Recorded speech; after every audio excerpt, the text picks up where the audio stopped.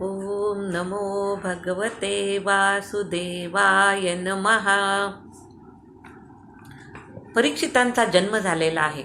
युधिष्ठिर महाराज राज्य करीत आहेत हस्तिनापुरामध्ये. अशा प्रकारे तिकडे द्वारकेमध्ये श्रीकृष्ण राज्य करत आहेत. असं म्हणतात की महाभारताच्या युद्धानंतर 36 वर्षाचा काळ उलटून गेलेला आहे. परीक्षित महाराज आता मोठे झालेले आहेत. त्यांना तारुण्यावस्था प्राप्त झालेला आहे.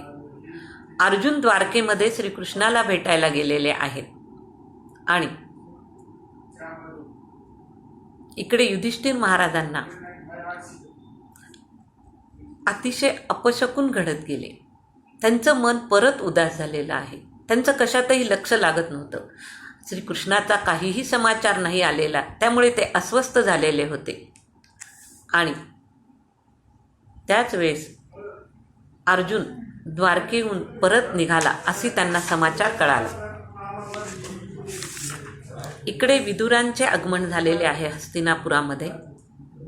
विदुर हे युद्धभूमीवरती न थांबता तीर्थयात्रेला निघून गेलेले होते. उद्विग्न अवस्थेमध्ये तीर्थयात्रेला निघून गेले होते. तिथे त्यांना मैत्रेय ऋषी भेटलेले आहेत आणि त्यांचा संवाद झालेला आहे. तो आपण पुढे बघणार आहोत. विदुर धृतराष्ट्र आणि गांधारींना भेटतात महालात येऊन आणि म्हणतात, अहो राजा, तुम्ही इथेच अजून कसे काय? आपण वानप्रस्थाश्रम स्वीकारायला पाहिजे. अनेक वर्ष झालेली आहेत युद्धाला आणि तुम्ही इथे का पडून राहिलेला आहात? आपल्या संस्कृतीमध्ये वानप्रस्थाश्रम सांगितलेला आहे, तो अजून तुम्ही का नाही स्वीकारला? धृतराष्ट्र आणि गांधारीला विदुरांचं म्हणणं पटतं. ते कुंतीसहित वानप्रस्थाश्रम स्वीकारतात व वनात निघून जातात. युधिष्ठिर हे पाहून खूप उदास होतात. इकडे ते अर्जुनाची पण वाट पाहत असतात आणि त्यांच्या आसपास अनेक अपशकुन घडत असतात. त्याच वेळेस अर्जुन द्वारकेहून परत येतात. आल्यानंतर ते खिन्न मनस्थितीत वरती युधिष्ठिराकडे मान उचलून बघत सुद्धा नाही. त्याच वेळेस युधिष्ठिराला काहीतरी शंका येते. त्यांच्या मनात पाल चुकते की काय झालं आहे.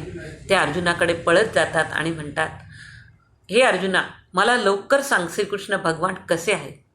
त्यावेळेस अर्जुन रडत रडत त्यांना सांगतात की श्रीकृष्ण भगवानांनी प्रभास क्षेत्री आपला देह ठेवलेला आहे. ते निजान गमनाला गेलेले आहेत. त्यामुळे आता ह्या पृथ्वीवर आपण राहण्यात काहीही अर्थ नाही आहे. माझे पण कशातही लक्ष लागत नाही आहे. मी फक्त हा समाचार देण्यासाठी आपल्याकडे आलेलो आहोत. त्यावेळेस युधिष्ठिराला अत्यंत शोक उत्पन्न होतो.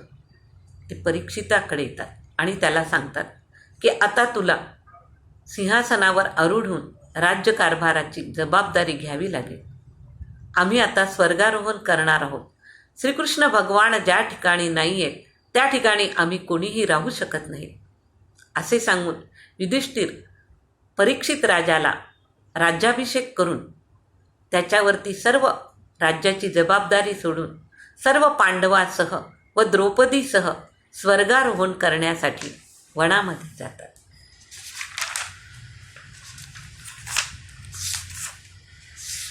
त्यानंतर परीक्षित महाराज अत्यंत चांगला धर्माचरणाने खूप चांगल्या पद्धतीने राज्य करतात. एकदा परीक्षित महाराज फिरत असताना त्यांना एका ठिकाणी एका बैलाला आणि गाईला एक माणूस खूप मारत आहे काठीने असे दिसते.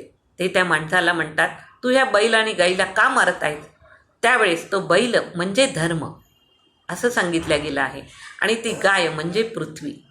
ह्या दोघांवरती त्या माणसाचा अत्याचार पाहून परीक्षित राजा विचारतात, आपण कोण आहात आणि ह्या दोघांना का त्रास देत आहात?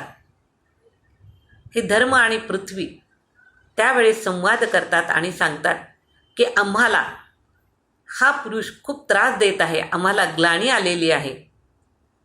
त्यावेळेस परीक्षित राजांना कळतं की हा कली आहे आणि हा कलीचा प्रवेश आपल्या राज्यामध्ये झालेला आहे. त्यामुळे धर्म आणि पृथ्वीला खूप जास्त त्रास होत आहे. ते त्या कलीच्या अंगावर धावून जातात आणि त्याचा वध करण्यासाठी त्याला शस्त्राने आघात करतात. त्यावेळेस कली परीक्षित राजाच्या पायावर लोळण घेतो आणि सांगतो की मला अभय द्या. मी परत असं करणार नाही. मी पृथ्वीला आणि धर्माला काहीही त्रास देणार नाही तुमच्या राज्यामध्ये. फक्त मला काहीतरी ठिकाणं द्या की जेथे मी राहील, माझा वध न करता. परीक्षित हा राजाच असतो. तो त्याला अभय देतो आणि सांगतो की मी फक्त काही ठिकाणं तुला देतो की ज्या ठिकाणी तू राहू शकतोस. बाकीच्या ठिकाणी तुझा प्रवेशही झालेला मला चालणार नाही. अशा प्रकारे ते कलीचं दप करतात आणि कलीला द्यूत, मद्यपान, व्यभिचार आणि हिंसा या 4 ठिकाणी राहण्याची त्याला परवानगी देतात. आपण पाहतो ज्या ज्या ठिकाणी ह्या गोष्टी घडत असतात त्या त्या ठिकाणी कली नेहमीच असतो आणि तो आपल्या स्वभावाप्रमाणे कलह निर्माण करत असतो. अशा प्रकारे परीक्षिताने तप, शुद्धता आणि दया हे 3 चरण धर्माला जोडून दिले आणि धर्म त्यांच्या राज्यात राज्य करू लागला. आणि अशा प्रकारे कलीचा दमन करून परमयशस्वी सौभाग्यशाली चक्रवर्ती सम्राट राजर्षी परीक्षित राजलक्ष्मीने सिंहासनावर विराजमान झाले आणि त्यांनी अनेक यज्ञयाग करून राज्याचा विस्तार केला. त्यानंतर परत एकदा परीक्षित राजा शिकारीसाठी बाहेर पडले. शिकारीला जात असताना त्यांना तहान लागली म्हणून त्यांना समोर एक आश्रम दिसला आणि त्या आश्रमामध्ये ते पाणी मागण्याच्या उद्देशाने गेले. त्या ठिकाणी शृंगी ऋषींचा तो आश्रम होता. शमीक ऋषी त्या ठिकाणी तपश्चर्याला बसलेले होते आणि आश्रमात दुसरे कोणीही नव्हते. परीक्षित राजा पाणी मागण्यासाठी गेला आणि त्याने पाहिले की मी एवढा राजा असून माझ्याकडे कोणीही बघत नाही आहे, माझी कोणी आवभगत करत नाही आहे. त्यांनी शमीक ऋषींना उठवण्याचा खूप प्रयत्न केला, जागवण्याचा, परंतु ते तपश्चर्येमध्ये मग्न झाले होते. त्यांनी डोळे उघडले नाहीत. परीक्षित राजाला राग आला. मला इथे पाणी द्यायला कोणी नाही आणि हे ऋषी माझ्याकडे बघतसुद्धा नाही. असे पाहून ते तिथून रागारागाने निघून जाण्यासाठी निघाले. त्याच वेळेस त्यांना आश्रमामध्ये एक मेलेला साप पडलेला दिसला. तो त्यांनी रागारागात आपल्याजवळच्या धनुष्याने उचलला आणि त्या ऋषींच्या गळ्यात टाकलं. हे वर्तमान ऋषीचा मुलगा जो नदीवरती आपल्या मित्रांसोबत खेळायला गेला होता त्याला कळाले आणि तो ऋषीपुत्र खूप रागावला की हा जो कोण व्यक्ती आहे की ज्याने माझ्या वडिलांचा असा अपमान केलेला आहे. आणि तो पळत पळत तिथे आला. त्याने पाहिले की वडिलांच्या गळ्यामध्ये मेलेला साप पडलेला आहे. तो प्रचंड रागावला आणि त्याने तिथे शापवाणी उच्चारली की ज्याने कोणी हे कृत्य केले असेल तो 7 दिवसाच्या आत तक्षक नाग चावून त्याचा मृत्यू होईल. ही शापवाणी उच्चारून तो संकल्प करतो. आणि नंतर शमीक ऋषींची जेव्हा तपश्चर्या समाप्त होते त्यावेळेस त्यांना ही सगळी वार्ता कळते. ते म्हणतात, अरे तू आपल्या राज्याच्या राजाला हा शाप दिलेला आहे. तो म्हणतो, बाबा मला माहीत नव्हती ती व्यक्ती कोण आहे ते, परंतु मला प्रचंड राग आलेला होता आणि मी शापवाणी उच्चारली. त्यावेळेस शमीक ऋषी परीक्षित राजाला भेटण्यासाठी त्याच्या राजमहालात जातात. तोपर्यंत इकडे परीक्षित राजाला खूप पश्चाताप होतो की आपण रागाच्या भरात असं काय केलं की त्या ऋषींचा आपल्याकडून अपमान झाला. आपण असं करायला नको होतं असं परीक्षित राजाला वाटतं आणि ते त्याच उदासीमध्ये असतात. तेव्हा शमीक ऋषी येतात आणि त्यांना सांगतात की माझ्या मुलाने आपल्याला शाप उच्चार केलेला आहे, तो मी परत घेऊ शकत नाही. त्यावेळेस परीक्षित महाराज म्हणतात, मग मी हे 7 दिवस, जर मला 7 दिवसात मृत्यू येणार असेल तर मी ह्या 7 दिवसात ह्या मृत्यूला सामोरा कसा जाऊ आणि माझी मुक्ती मी कशी साध्य करून घेऊ हे आपणच मला सांगा.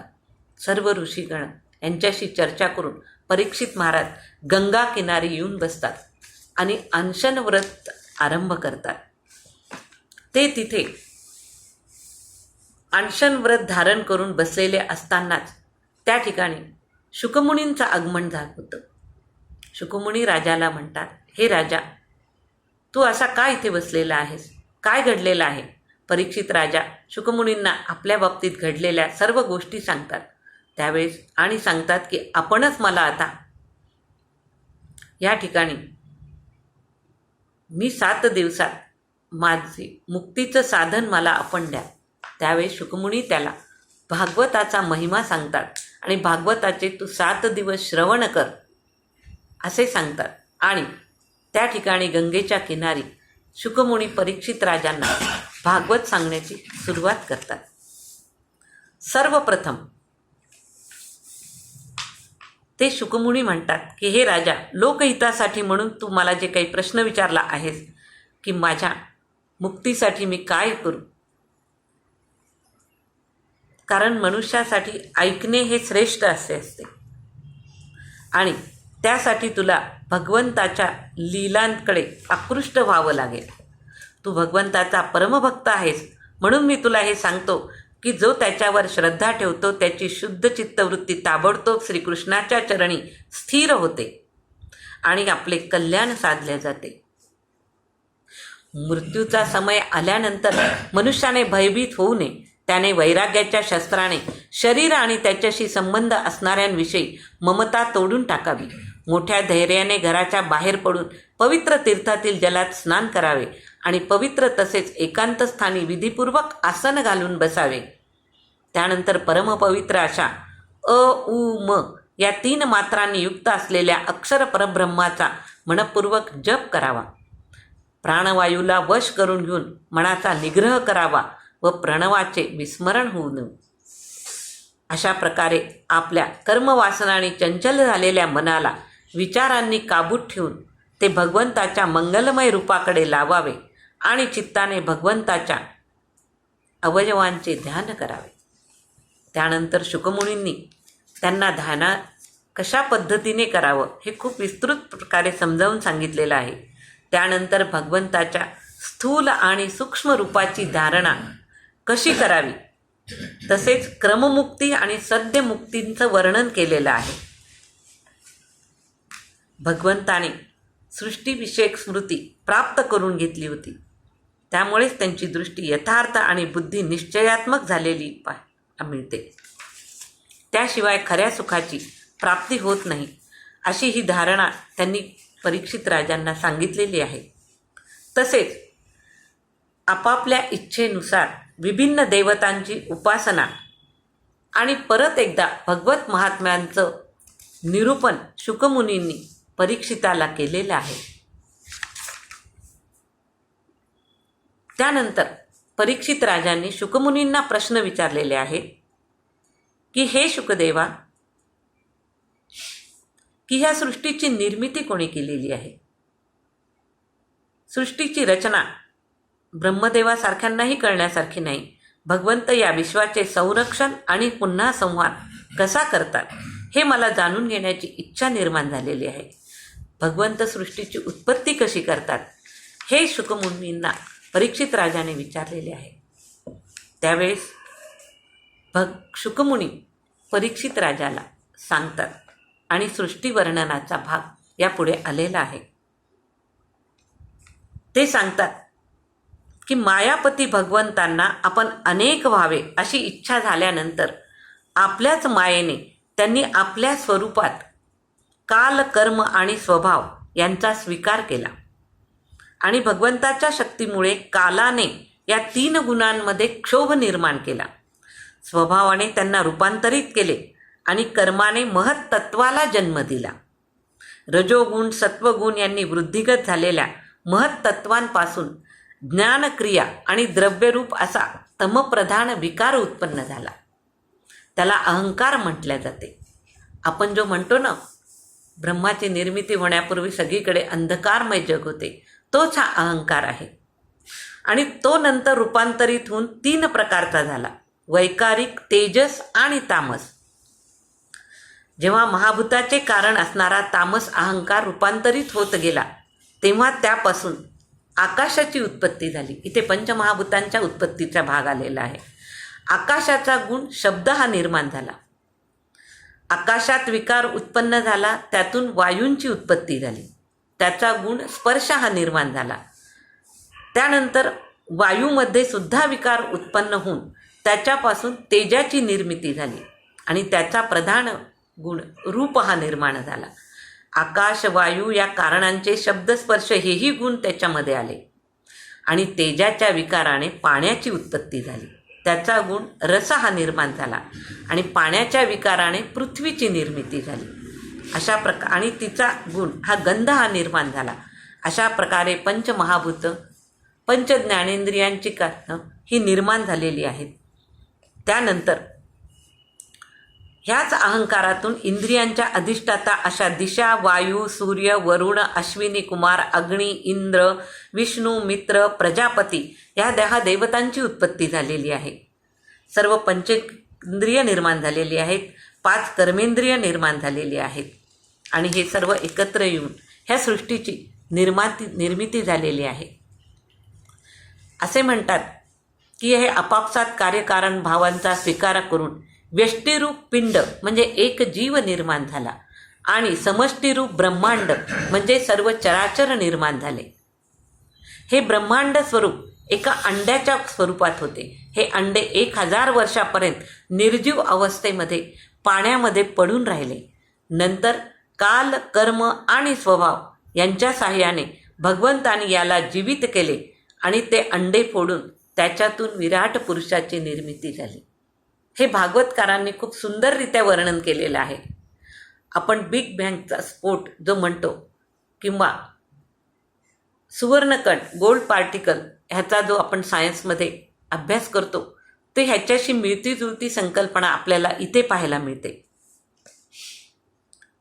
त्या विराट पुरुषाच्या विभूतीचं वर्णन त्यानंतर आलेलं आहे.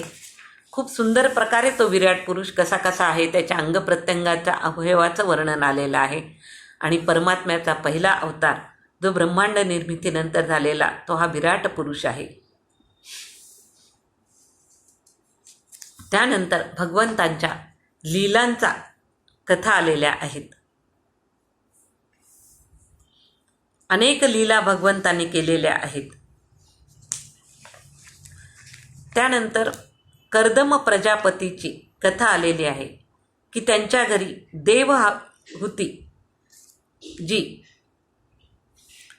कर्दम प्रजापतीची पत्नी देवहूती आणि ह्या दोघांना ह्यांचा संसार झाला तेव्हा त्यांना कपिल मुनींच्या रूपाने पुत्रप्राप्ती झालेली हे आलेली आहे.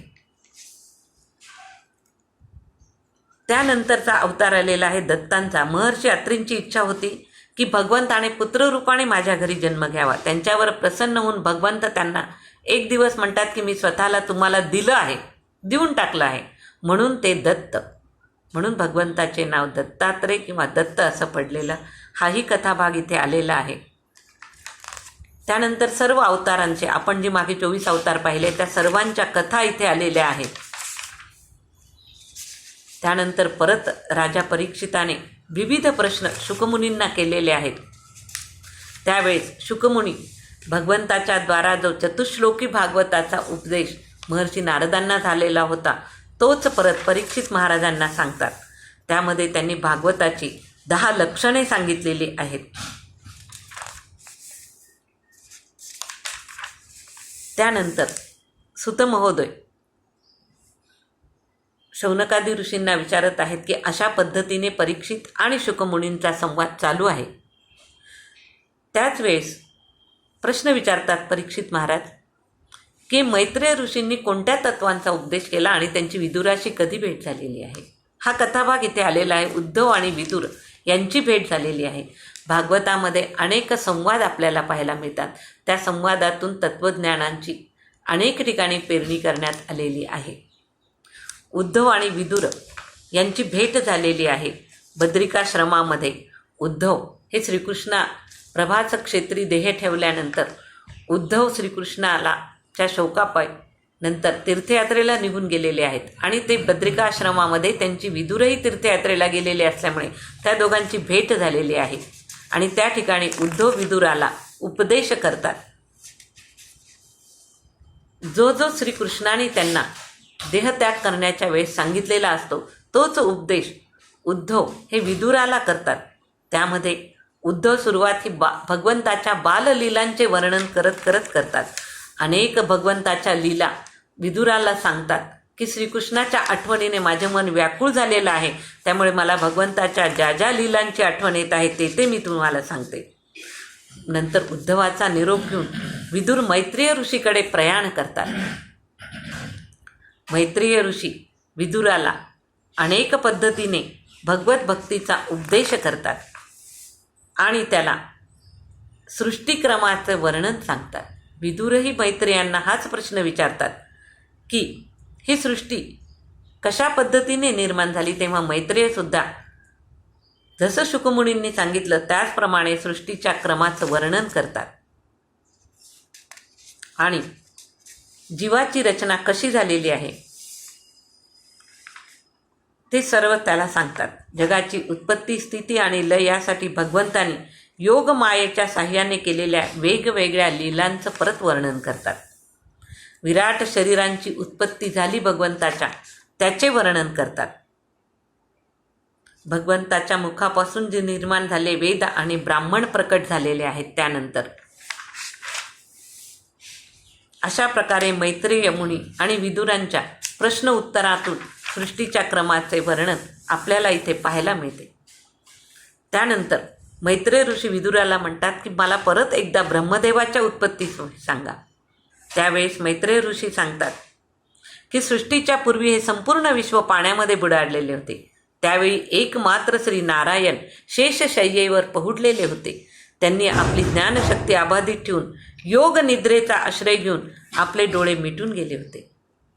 ते आपल्या आत्मानंदात लीन झालेले होते. त्याच वेळेस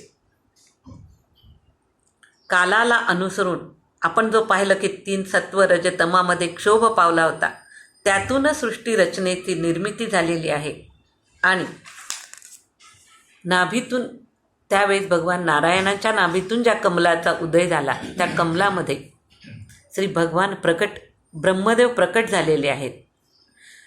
म्हणून त्यांना लोक स्वयंभू म्हणतात. त्या कमलकोशावर बसलेल्या ब्रह्मदेवांना जेव्हा कोणतेच लोक दिसले नाहीत तेव्हा डोळे फिरवून आकाशात 4ही दिशेला त्यांनी पाहिलेलं आहे आणि तप असा उच्चार केलेला आहे. त्यांना 4ही दिशांना 4 तोंडे उत्पन्न झाली. त्यावेळेस प्रलयकालीन वाऱ्याच्या प्रचंड वेगाच्या वाऱ्याने पाण्यावर उसळणाऱ्या तरंगामुळे त्या जलराशीच्या वर आलेल्या कमलावर बसलेल्या ब्रह्मदेवांना काहीच समजेनासे झालं की हे काय आहे, हे काय निर्माण होत आहे. त्यावेळेस त्यांनी देठाच्या मार्गाने शोध घेण्याचा प्रयत्न करत परत भगवंताच्या नाभिस्थानी प्रवेश केलेला आहे.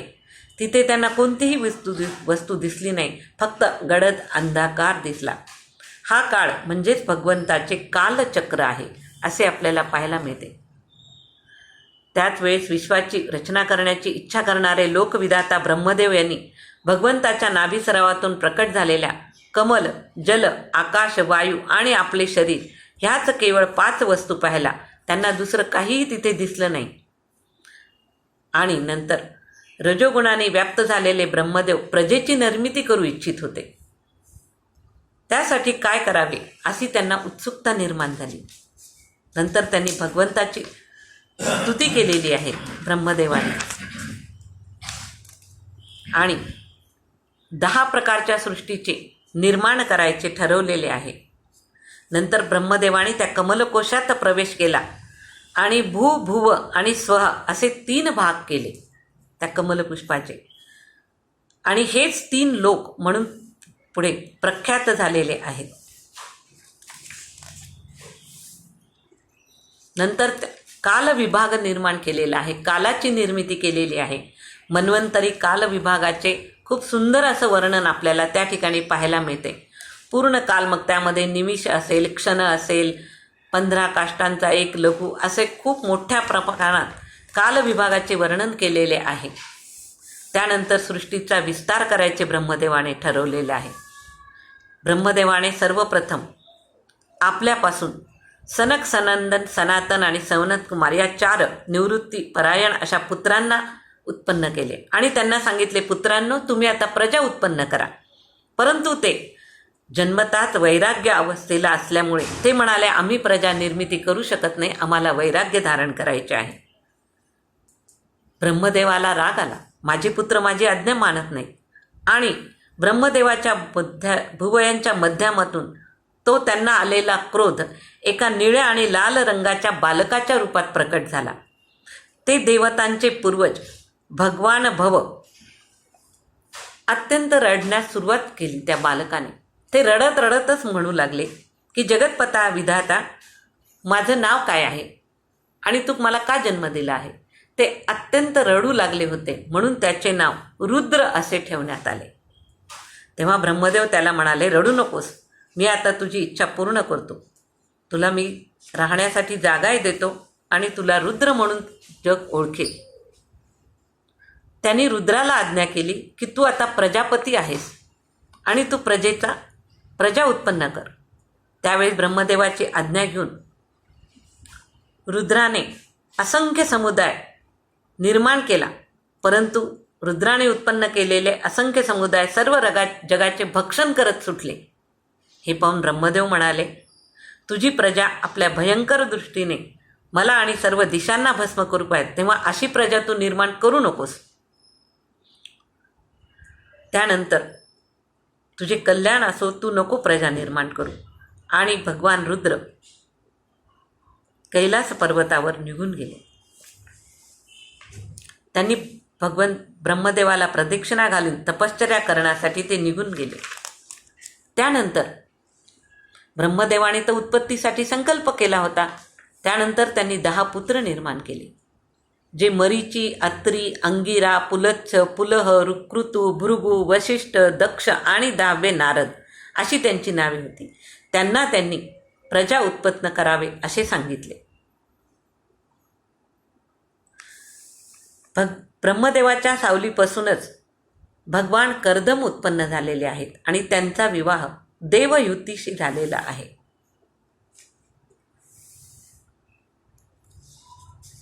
परत भगवान ब्रह्मदेव विचार करू लागले की मी व्यवस्थितपणे सर्व लोकांची रचना कशी करू. त्याचवेळी त्यांच्या मुखातून 4 वेद प्रकट झाले, अनेक न्यायशास्त्र प्रकट झाली. अशा प्रकारे ब्रह्मदेवाने अनेक ऋषींची निर्मिती केली. 10 ऋषी प्रमुख यांची निर्मिती केली आणि त्यांना सांगितले की आपण आता प्रजेची वृद्धी करा. जेव्हा अशा प्रकारे ब्रह्मदेवाने त्यांना आज्ञा केली, त्याच वेळेस असे म्हणतात की त्यांच्या शरीराचे 2 भाग झाले. हे ब्रह्मदेवाचं नाव निर्माण झालं आणि त्या 2 विभागातून एक स्त्री पुरुषाची जोडी निर्माण झाली. त्यापैकी जो पुरुष होता तो सम्राट स्वयंभू मनू झाला आणि जी स्त्री होती ती त्याची पत्नी शतरूपा झाली.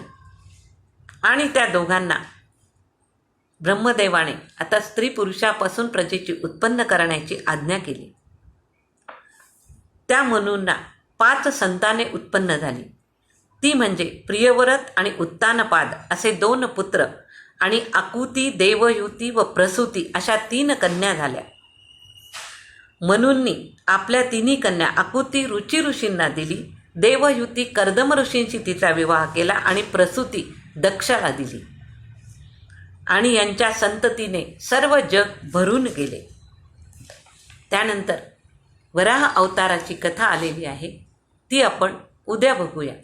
वराह भगवानांची कथा आपण उद्या त्याचं स्मरण करूया. ओम नमो भगवते वासुदेवाय.